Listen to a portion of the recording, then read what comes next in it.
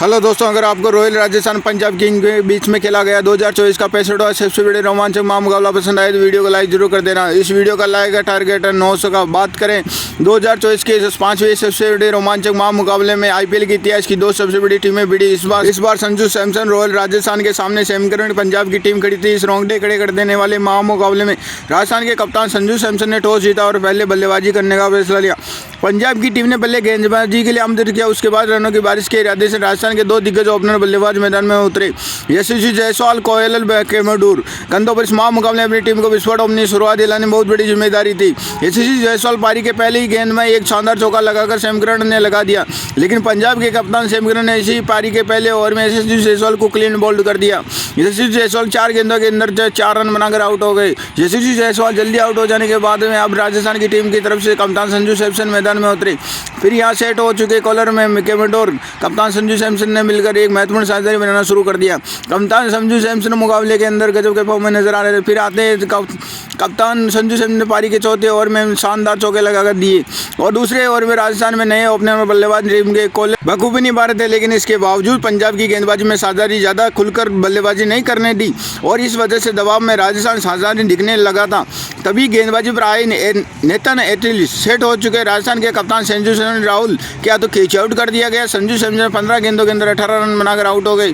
पंजाब की स्टिक गेंदबाजी की तरफ से राजस्थान के एक सबसे बड़े विकेट उन्हें अब मिल चुका था, लेकिन अब बल्लेबाजी के लिए गजब के फॉर्म में चल रहे रियान पराग मैदान में उतरे।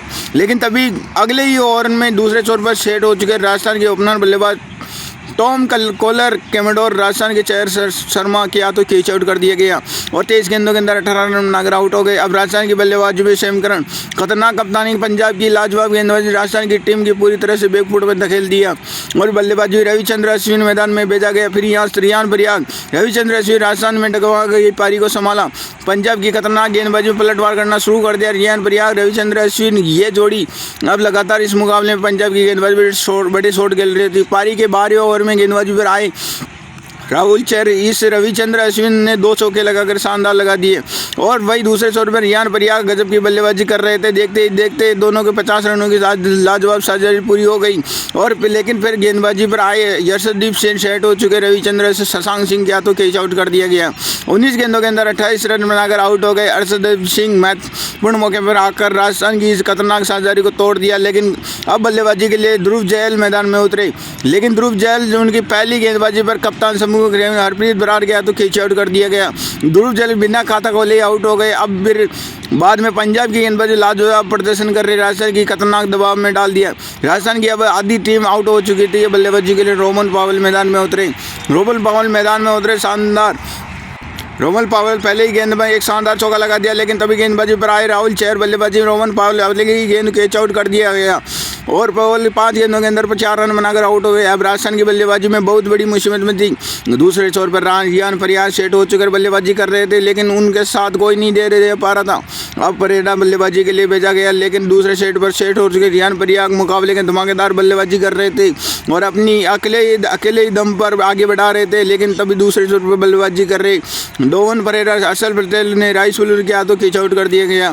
डोवन परेरा 8 गेंदों के अंदर 7 रन बनाकर आउट हो गए, लेकिन गेंदबाजी दूसरे रियान पराग अभी मैदान में मौजूद थे, लेकिन 8 शतक की काफ़ी नज़दीक भी पहुंच चुके थे, लेकिन अपना ट्रेन मैदान में वो उतरे। लेकिन दूसरे छोर पर पारी गेंदबाजी में आए रियान पराग 34 गेंदों के अंदर 50 रन बनाकर आउट हो गए। अंतिम ओवरों में पंजाब की गेंदबाजी सभी को दिल जीत लिया, लेकिन अब अंत में ट्रेंट बॉल ने अपनी टीम कुछ अनमोल रन बनाए। फिर इसी बीच में चलते हुए राजस्थान की टीम ने 144 रनों का लक्ष्य पंजाब की टीम के आगे रखा। उसके बाद राजस्थान के मिले 145 रनों का सबसे बड़ा लक्ष्य व पीछा करते पंजाब के 2 दिग्गज ओपनर बल्लेबाज मैदान में उतरे।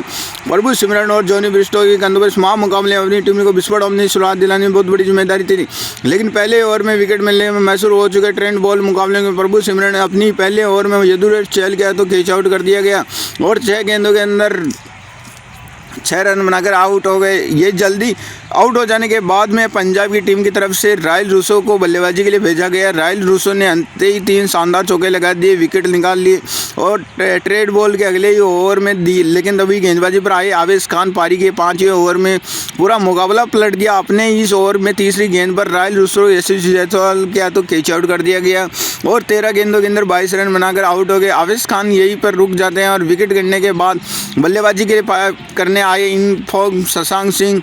आवेश खान में एडब्ल्यूडब्ल्यू आउट कर दिया। शशांक सिंह बिना खाता खोले ही आउट हो गए। आवेश खान इसी ओवर में पंजाब की टीम की तरफ से बाद में 2 बड़े झटके लगे और राजस्थान की टीम की तरफ इस मुकाबले में लाजवाब वापसी कर रही थी। और लेकिन अब बल्लेबाजी के लिए पंजाब के कप्तान सैम करन उतरे। फिर यहाँ सैम करन में सेट हो चुके जोनी ब्रिस्टो ने मिलकर पंजाब की डगमगा गई पारी को संभाला, कोशिश पूरी की, लेकिन ये चहल सेट हो चुके जोनी ब्रिस्टो के रियान परिया गया तो खींच आउट कर दिया गया।